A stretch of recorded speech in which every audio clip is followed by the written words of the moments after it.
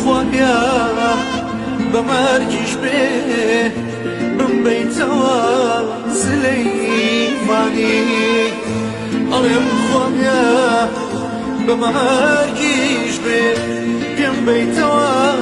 سلەیمانی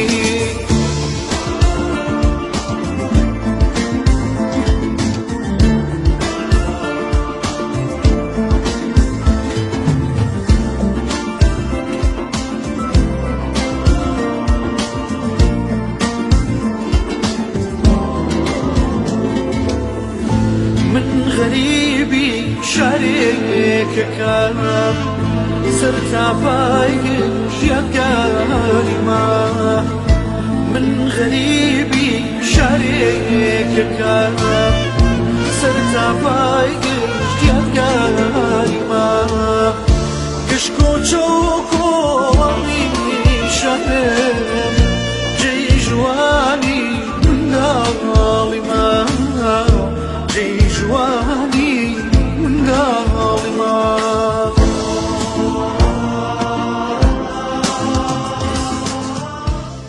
لەم ڕۆژە پیرۆزەیە سەرەتا دەست پێکەین کار و چالاکیەکانمان بەس پێشم دەست بە کار و چالاکیەکانمان بکەین سەرپەرشتیاری گشتی کۆمەڵگەی پەروەردەی مارگرێت دکتۆر تەها ڕەسوول وتارێکیەیە با بفەرمێت بۆ پێشکەشکردنی وتارەکەی بە چەپڵەیەک با پێشوازی لێ بکەین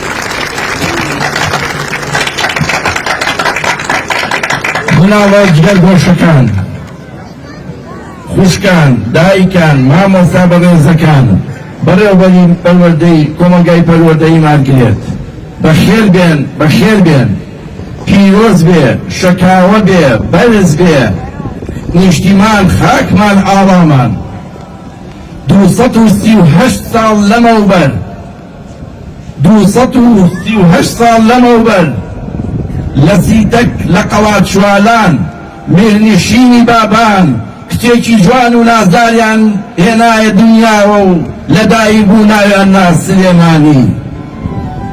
سلێمانی شارە پیرۆزەکەم ئەو شارەی کە شاعیران و شۆڕەجێڕان و نەمران خۆیان کرد بە قوربانی بۆ ئەوەی ئەمەی لێ بەرهەم بێ هەزار سڵاو لە گیانیان مامۆستایان قوتابیان شاری سلێمانی ئەو شارەیە کە شێخ ڕەزای نەمر ئەفەرمێ لەبیرم دێ سلێمانی کە دارولموڵکی وابان بوو نەمەحکومی عەجەم نەسوفلەکێشی ئالی عوسمان بوو شانازیە کە شانازی بکەین بە شارەکەمانەوە کە دەستە خوشکی پاریس و کۆبانی و شارە قەشەنگەکانی جیهانە جێگەی شانازیەوە بیری بهێنینەوە کە سلێمانی یەکەم شار بوو لە شارەکانی کوردستان و ڕۆژهەڵاتی ناوەڕاست کە یەکەم چاپخانەی لێ دروست بوو یەکەم گۆڤاری لێ لەدایک بوو یەکەم شۆرشی شاری لێدایک بوو بە خۆڕایی نییە ئێمە خاوەنی ئەو قوربانیە گەورەیەی کە یەکەم ئافرەت لە دوای ژاندارکەوە لە پاریس یا لە فەڕەنسا یەکەم شەهیدی کچماندا بە ناوی ئەختەری ڕەشۆڵ تاریخ شایەتە کە پیرەمێردی نەمر ئەڵەیە پێی ناوێ بۆ شەهیدی شیوەن و گرین نامرن ئەوانەی وا لە دڵی میللەتە ئەژین لە شەهیدبوونی ئەختەریشا ئەڵەیە هەڵغاری گول لە سنگی کچان بێ لە هەڵمەتا واتە لە هەڵمەتی ئێمە پیرۆزبایی لەو گولەیەکەین کە لە پێناوی خاک و نیشتیمانە ژیانمان ئەرجێ هەر ئەم شارە بوو عەو لە سووسی هێنایە سەر ئەوەی کە بە خەنجەر دوژمن پارەکە لە بەردەکی سەرایە هەر ئەم شارە بوو یەکەم شۆرشی لەناو شارە بەرپا کرد هەر ئەم شارە بوو پێشوازی کرد لە سنکۆی شوکاک لە بەرزانی نەمر لە هەزاران شۆڕژێری تر هەر ئەم شارەیە بە پێیداتە کە ئەمڕۆ وەزیری پەروەردە جەنابی فەرمووی ئەڵێ شاری سلێمانی بە پێیداتا پێشەنگە لە عیلم و معریفەتە لەبەر ئەوە شوێنی خۆیەتی بڵێین ئێمە هەمومان مربوطە حیاتمان بە خاک و بە شار و بەهینێکەوە بە قوربانی خۆڵ و خاشاشی ئەبین وە کەسیشمان ناژین بەبێ سلێمانی جارێکی تر پیرۆز بێ بەرز ڕایگرن ئەم شارە پاک و خاوێنی بکەن چونکە هیچ شارێ نابێ بە شوێنی خۆمان هیچ شتێکی کەس نابێ بە نیشتیمانی خۆمان بژی کوردستان هەر بمێنن بۆ نیشتیمان خواتان لەگەڵ کاتێکی خۆش پیرۆزیە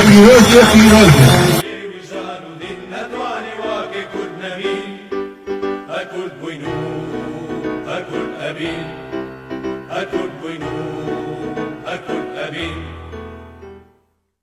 لەگەش ئاگر پەرستیدا لەگەش مسڵمانێتیدا لە دینی و لە سەربەستیدا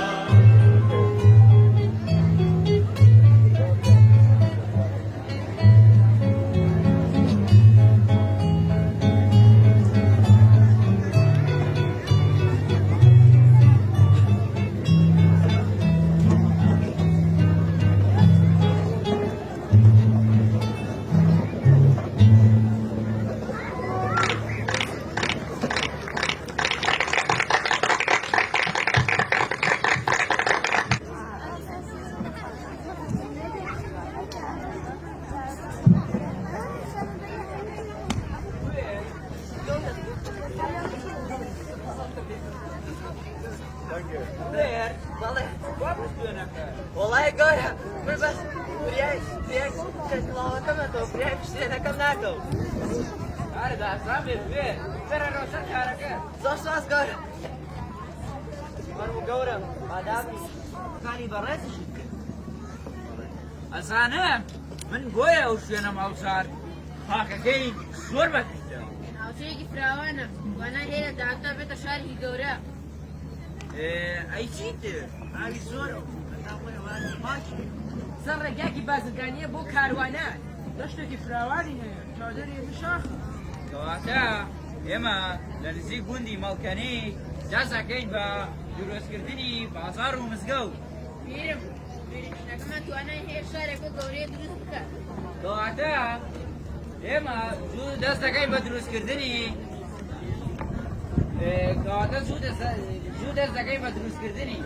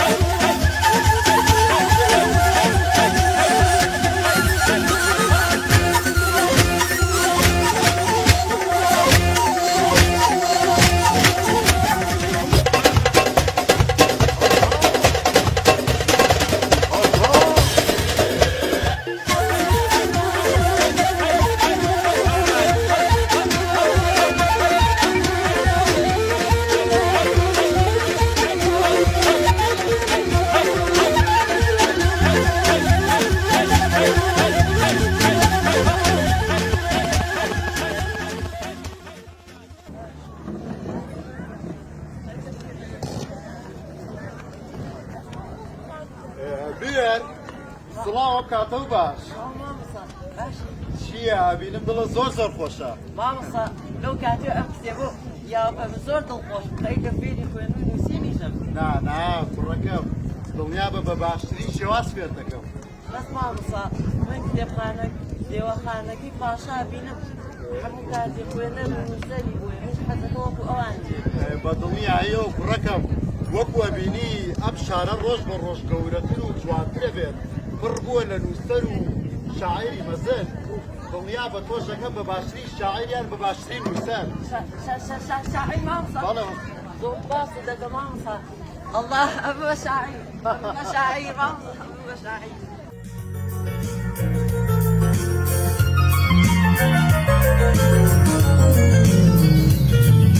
شاركم سليماني شاركي بالمتواني شاركم سليماني شاركي بالمتواني هموما خوشنا نبي توبي بيلي تواني هموما خوشنا نبي توبي بيلي تواني توبي بيلي تواني